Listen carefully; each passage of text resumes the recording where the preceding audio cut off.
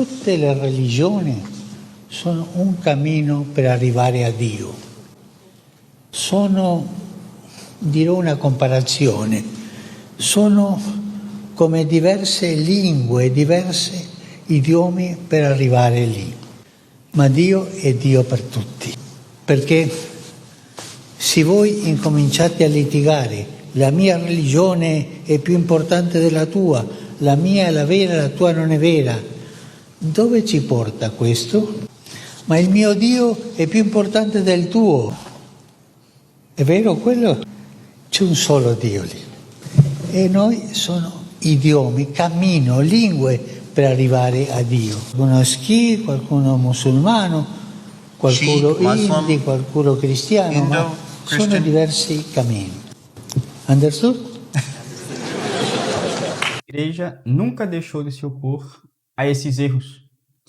Entenda-se essas falsas opiniões dos homens, porque ela própria os condenou e muito severamente. Mas hoje, a esposa de Cristo prefere recorrer ao remédio da misericórdia, a brandir as armas da severidade. Estima que, mais do que condenar, ela responde melhor às necessidades de nossa época, realçando e valorizando as riquezas de sua doutrina, disse o Papa João XXIII na alocução de abertura do Concílio Vaticano II. Bom, esse texto, apesar de não pertencer formalmente ao Concílio Vaticano II, é, contudo, um texto orientado no sentido do concílio, no sentido querido pelos progressistas. Portanto, é um texto de cunho inovador e neomodernista. E quais são as riquezas que o Papa aqui fala nessa locução de abertura do concílio? São as riquezas humanas da Revolução, mas não da doutrina católica. Riquezas do mundo e em conformidade com o mundo, como podemos observar na falta de condenação da abertura das Olimpíadas há algum tempo. Renunciando assim a utilizar sua autoridade que vem de Deus para defender o depósito da fé e ajudar as almas condenando os erros que comprometem a sua salvação eterna. O Papa João XXIII, Roncalli, e atualmente o Papa Francisco acabaram por faltar com seus deveres de vigário de Cristo. A condenação do erro é essencial para poder manter o depósito da fé, que é o primeiro dever, justamente esse é o primeiro dever do Sumo Pontífice, quando ele confirma a fortiori a sã doutrina, demonstrando que a eficácia dela é por uma aplicação também circunstancial. Ainda mais, a condenação do erro é necessária do ponto de vista também pastoral, que sustenta os fiéis, sejam ou não eruditos, com igualdade, na consideração de que todos precisam do auxílio do magistério, dessa inigualável autoridade do magistério da Igreja, com a qual nós podemos ter a certeza que seremos guiados, com o qual se podem revestir para se defenderem do erro, cuja lógica é sempre mais astuta e sutil do que a deles. Isso não é tudo. A condenação do erro é algo importantíssimo. A condenação do erro pode induzir aquele que se engana a refletir, a confrontar a substância de seu pensamento. Como se diz, a condenação do erro é ex se obra de misericórdia. E essa tomada de posição heterodoxa de João XXIII, mantida pelo concílio e pelo pós-concílio até os dias de hoje, fez desmoronar já se nota isso nos textos do concílio, a inflexível armadura conceitual característica da igreja, que outrora foi muito bem reconhecida mesmo por seus inimigos. Como diz o poeta Nietzsche, a arma intelectual da igreja é essencialmente, diz Nietzsche, o inflexível rigor com o qual os conceitos e os julgamentos de valor são estabelecidos como eterno. O Santíssimo Padre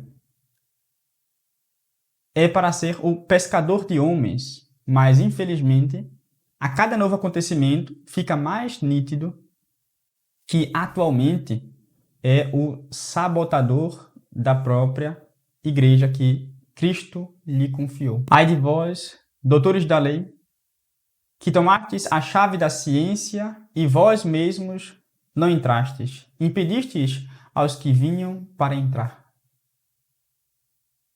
Palavras fortes essas de Nosso Senhor, no Evangelho de São Lucas. O fato é que nós não podemos nos enganar.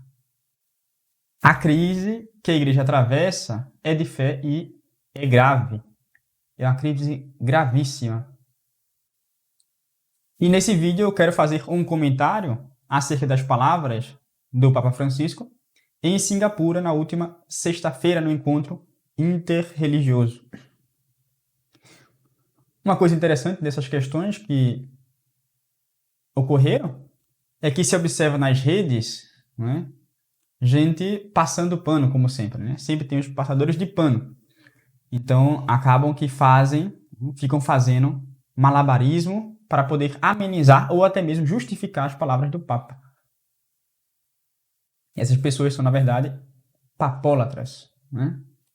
Eles aderem à papolatria, ou seja, trocam a devoção e obediência ao papado, portanto, trocam a Cristo por um respeito humano. É algo lamentável. Lamentável. E comento aqui de pessoas que têm muita influência aí nas redes, né? Nesse meio mais conservador, ou mesmo alternando, né, em verdade, entre os liberais. Bom, os conservadores são, em alguma medida, liberais. Então, nós vemos, né, essas pessoas fazendo como que interpretações à torta e à direita para poder justificar essas coisas. É impressionante. É uma capacidade de entender, só ela consegue entender o que o Papa realmente quis dizer. É um poder sapiencial, basicamente. Então, o fato é que na última sexta-feira, no dia 13, né, o Papa Francisco encontrou-se com jovens de diferentes religiões no Colégio Católico de Singapura. E ele afirmou categoricamente uma heresia. Uma heresia já condenada por vários papas que o precederam. A saber que todas as religiões levam a Deus. Diz São Pio X na Pascendi, os modernistas de fato não negam, ao contrário, concedem, uns confusa, outros manifestamente, que todas as religiões são verdadeiras. Então, longe de ficar aí em comentários mais simples, não é? É de lamentar tudo isso, claro. Mas longe de ficar em comentários mais simples, de falar isso, aquilo, outro, que tal pessoa falou e não sei o quê.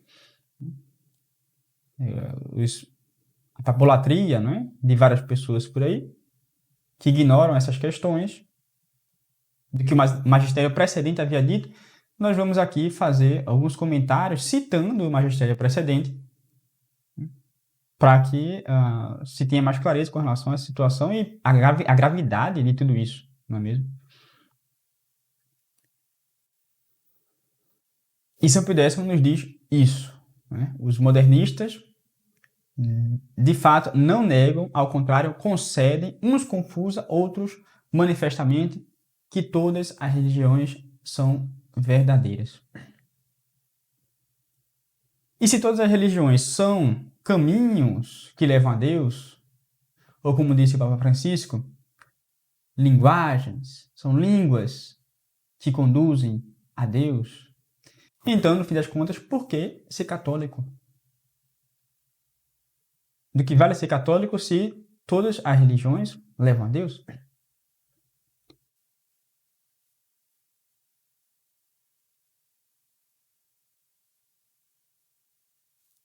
Os papas e os concílios, ao longo da história da igreja, sempre ensinaram que fora da igreja não há salvação. Extra ecclesiam nulla salus. Mas é interessante observar que nós estamos diante, e pontua muito bem o padre Calderon, não é? Que estamos diante, já pontuava também isso Dona Lefebvre, estamos diante de católicos liberais. E o católico liberal é aquele que busca conciliar o catolicismo com a Revolução Francesa, ou seja, com a subversão. Duas coisas que são inconciliáveis. No fundo, é isso que busca o católico liberal. Ele vive uma síndrome constante. E o padre Calderon comenta que o católico liberal ele possui 3 notas características.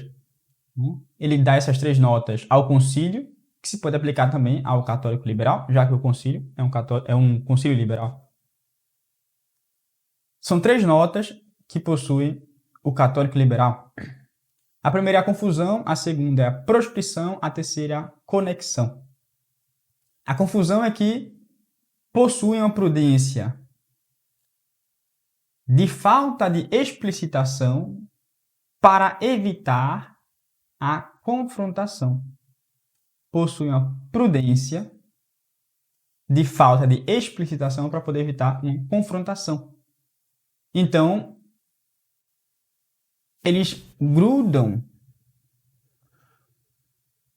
uma espécie de pluralismo doutrinal. Querem ficar de bem com todo mundo. Porque não querem confrontação, não querem embate. Não querem ser soldados.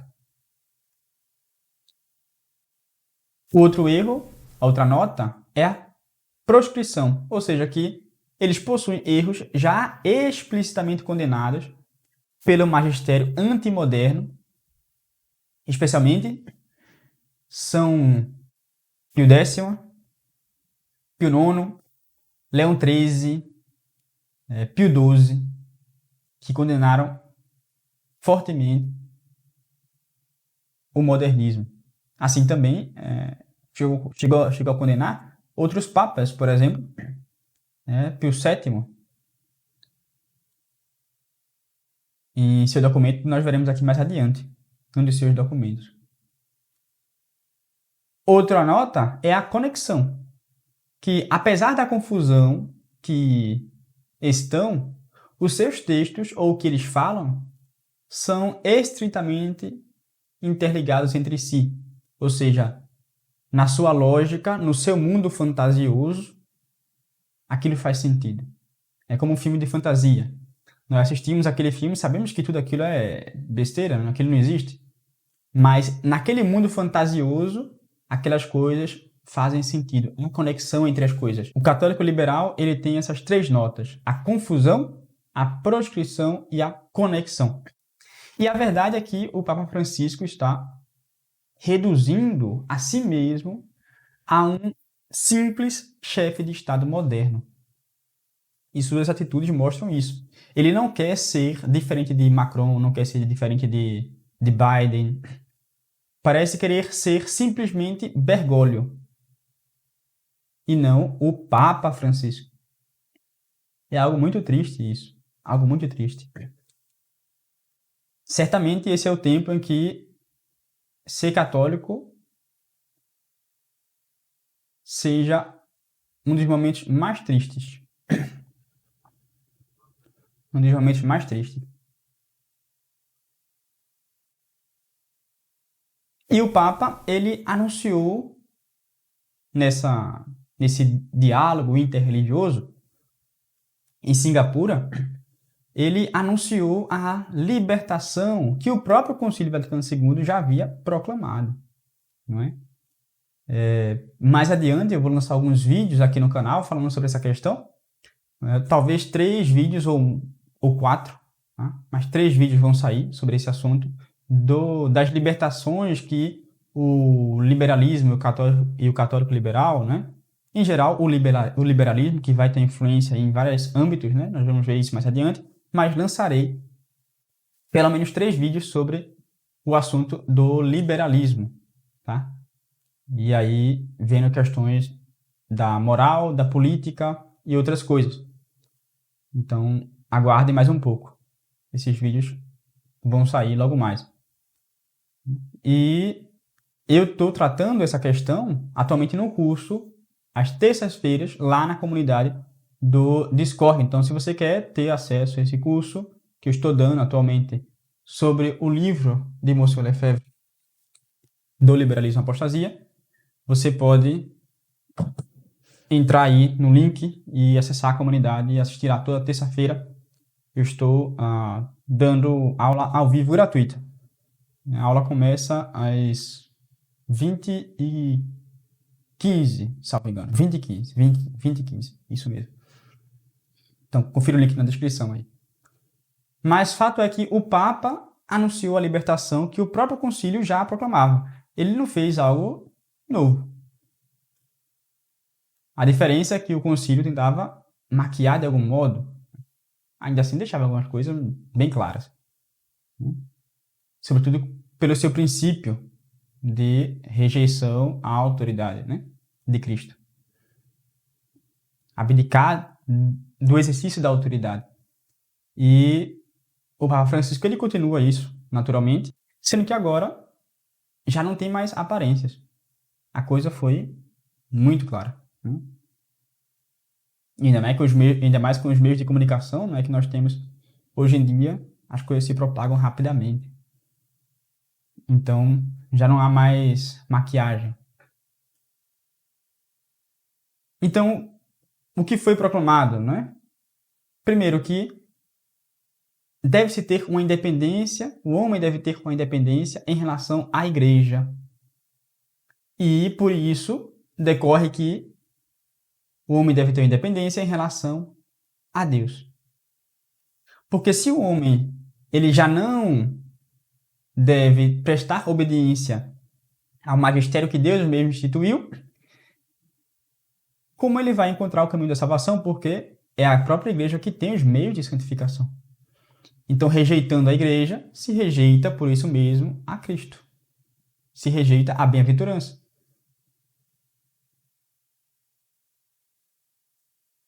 Então, é afastar os homens da verdade. No fundo, isso se trata de um naturalismo.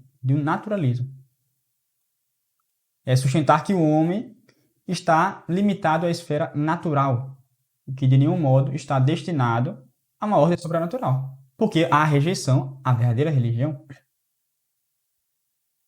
E no fim das contas, essa rejeição à verdadeira religião é uma rejeição a Deus, é uma rejeição à salvação. Então é reduzir a obra da igreja ao natural. Diz o Papa Leão XIII, na Libertas, sob o nome sedutor de liberdade de culto, proclama-se a apostasia da sociedade. Então, a finalidade do liberalismo não é outra senão aniquilar a Igreja Católica. Isso ficará muito claro nos vídeos que eu vou lançar mais à frente. Ficará muito claro. Que se eu pudesse, ele comenta uma coisa muito importante que é, ele diz a finalidade civil de todos os cultos propaga a peste do indiferentismo. Então aqui nós já vemos algumas coisas aí de papas anteriores que já condenaram a posição da liberdade de culto e de consciência. A liberdade do Estado laico, tudo isso, mas vamos aprofundar um pouco mais, vamos ver mais coisas. Diz Pio VII,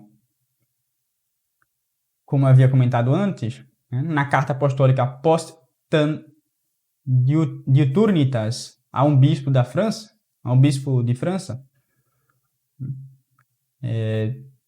condenando a liberdade de culto, de cultos e de consciência estabelecida pela Constituição de 1814 por Luís XVIII, diz o Papa Pio VII o seguinte: confunde-se a verdade com o erro e se coloca no mesmo grupo das seitas heréticas, inclusive a pérfida judaica, a esposa imaculada de Cristo, a igreja fora da qual não pode haver salvação.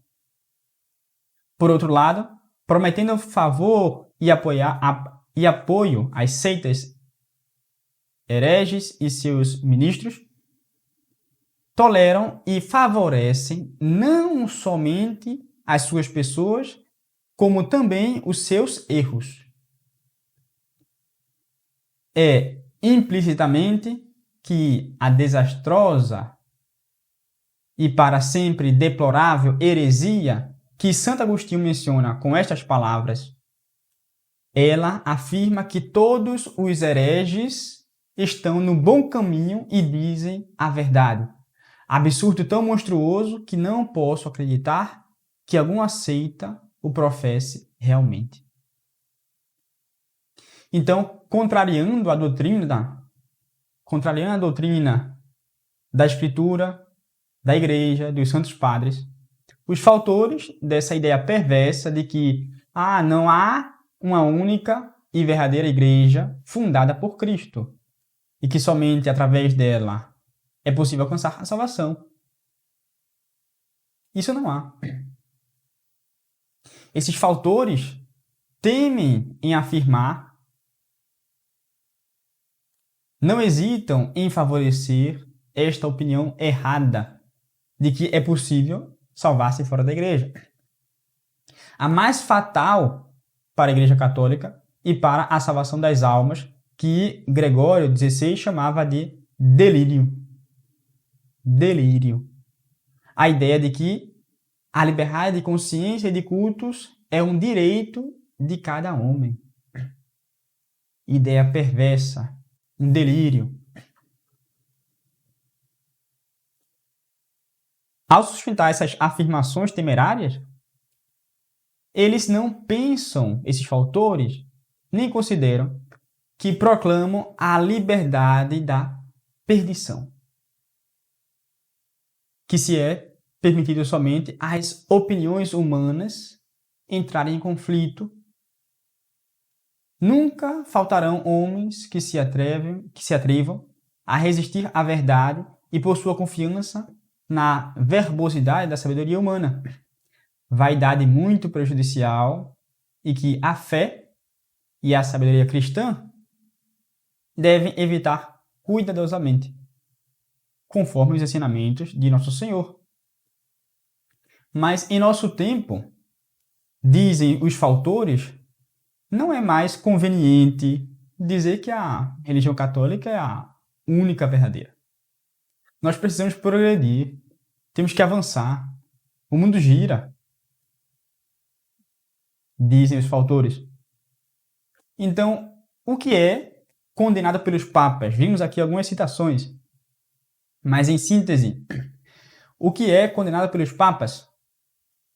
O que é comum em todas estas condenações pontificais,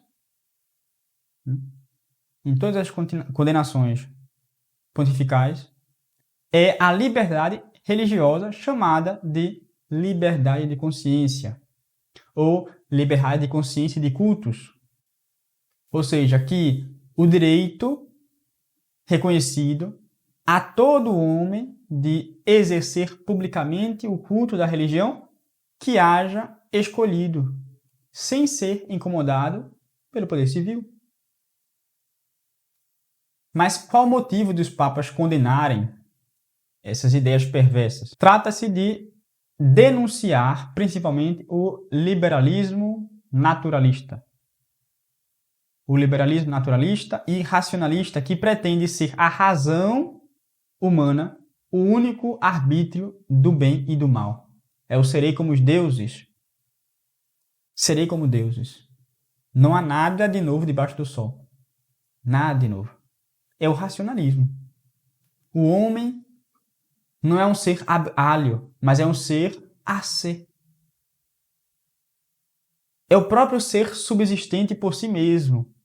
Esse é o homem, dizem os liberais, dizem os naturalistas.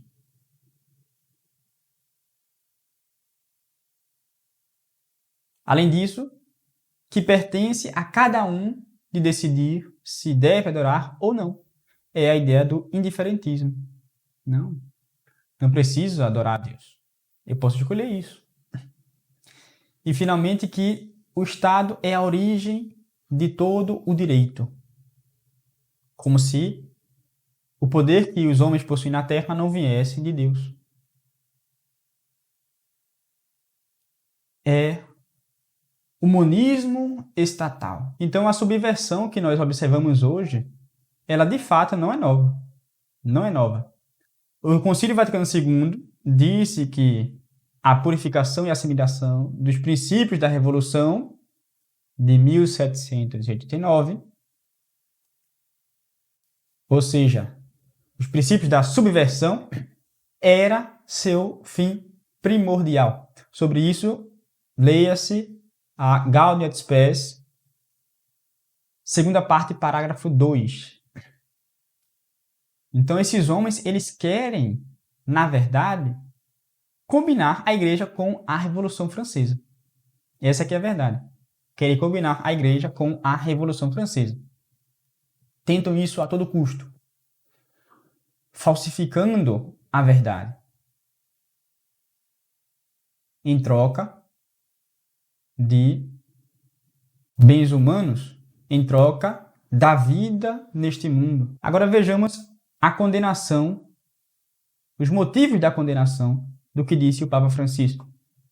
Vejamos os verdadeiros motivos imediatos e concretos da condenação da liberdade religiosa pelos papas do século XIX. Motivos para sempre válidos. Para sempre válidos.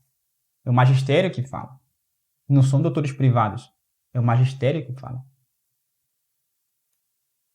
Para sempre válidos, porque isso pode-se ver pelas próprias expressões usadas pelos papas, como, por exemplo, absurda, ímpia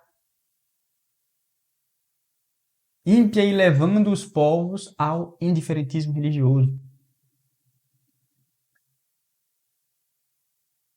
Absurda, a liberdade religiosa é porque dá o mesmo direito à verdade e ao erro. A verdadeira religião e as seitas heréticas. Ora, diz Leão XIII, o direito é uma faculdade moral e, como temos dito, e nunca se repetirá suficientemente, seria absurdo crer que ela pertença naturalmente e sem distinção nem discernimento à verdade e à mentira, ao bem e ao mal. Absurda essa ideia. A verdade possui um direito por si mesmo, único e exclusivo.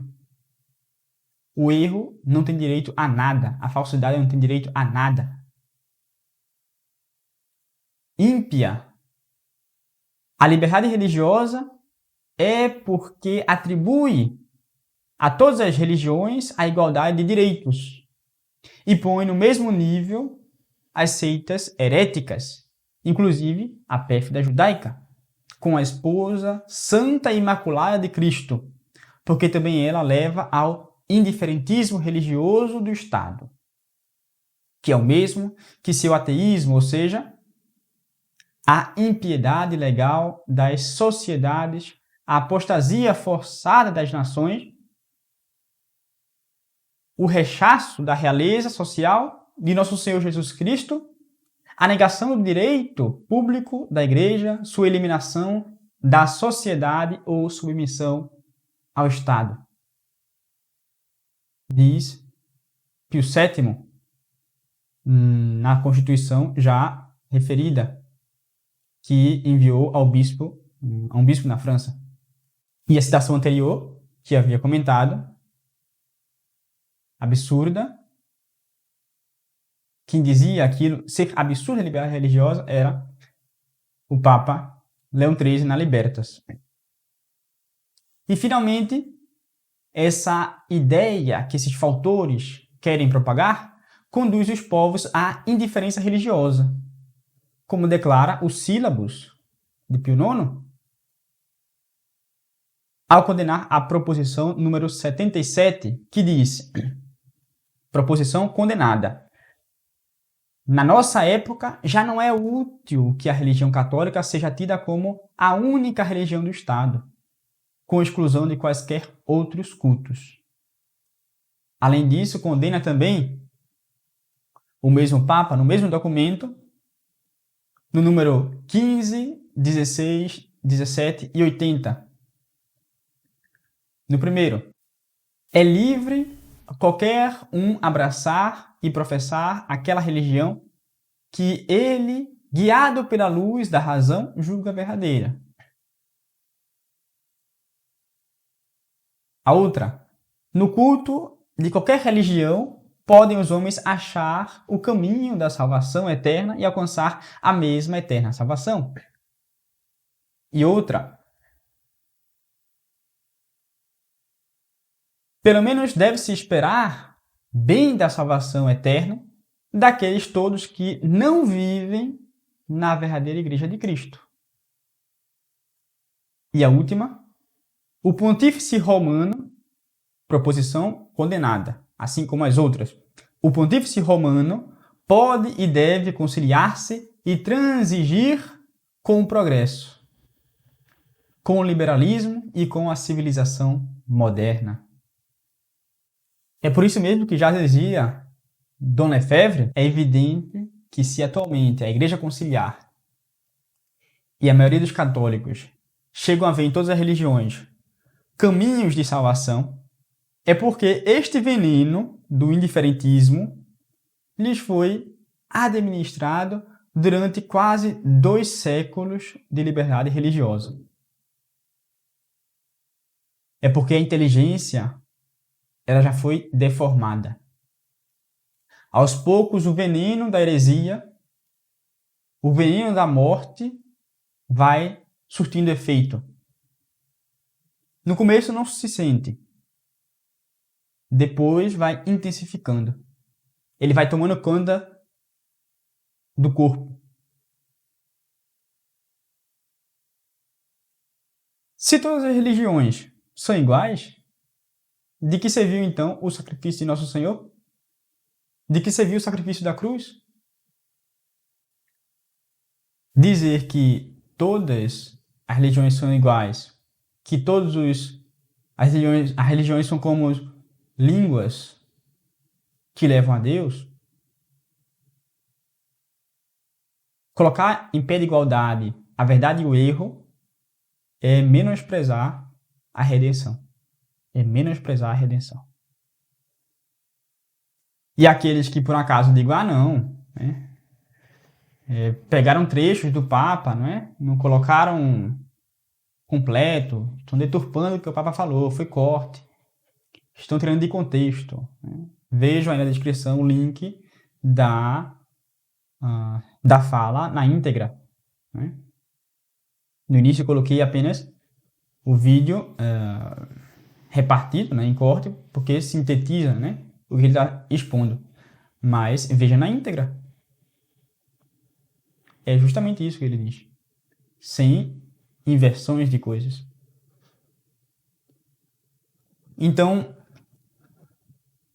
devemos ser fiéis ao Papa? Sim, claro, evidentemente. Evidente. Sem sombra de dúvidas, sempre rezar pelo Papa. Mas, antes de tudo, precisamos ser fiéis a Nosso Senhor. Precisamos ser fiéis a Nosso Senhor. E os apóstolos nos ensinaram isso. Antes, obedecer a Deus que aos homens. e ficaram felizes porque sofriam pelo nome de nosso Senhor. Então devemos obedecer, ser fiéis antes a nosso Senhor, que disse que é o único caminho, a verdade e a vida, e que ninguém vai ao Pai senão por Ele. E Cristo mandou que a igreja fosse a todos os povos pregar e batizar. Mandou que os apóstolos fossem a todas as nações ensinar o evangelho, ensinar a boa nova da salvação.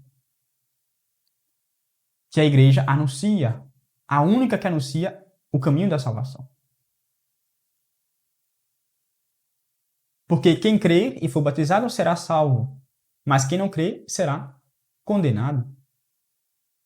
As palavras de Nosso Senhor são duras.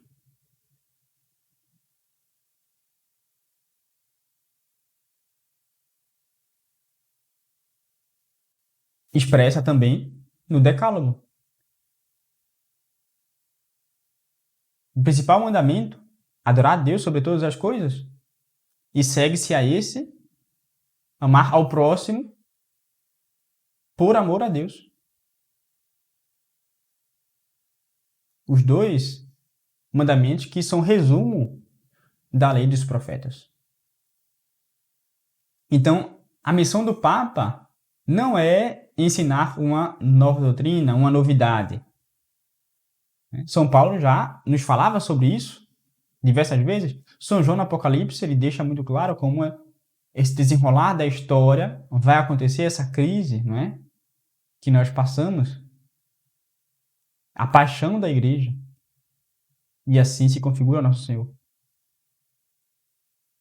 Mas a missão do Papa não é ensinar uma nova doutrina, mas nos confirmar na fé, nos ensinar o que Cristo mesmo ensinou e assim nos conduzir à bem-aventurança. Foi para isso que Nosso Senhor instituiu o magistério perpétuo, perene, para que esse magistério nos ajude a alcançar a salvação.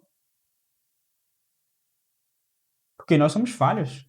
O pecado original existe. Então, como disse Dom Lefebvre, não é? Sigamos o sucessor de São Pedro e não o sucessor de Jacques Rousseau, de Loisy, de Maritain, de Teilhard de Chardin. Sigamos o sucessor de São Pedro. E o concílio e os papas conciliares, no fundo, são Prometeu no momento em que cometeu seu delito. Tudo o que realizaram e continua a realizar foi e é uma manobra de prudência humana levada a cabo por uma hierarquia de constituição divina, que fez queimar para os homens o incenso que era reservado somente a Deus. Ai de vós, doutores da lei, que tomastes a chave da ciência, e vós mesmos não entrastes e impedistes aos que vinham para entrar.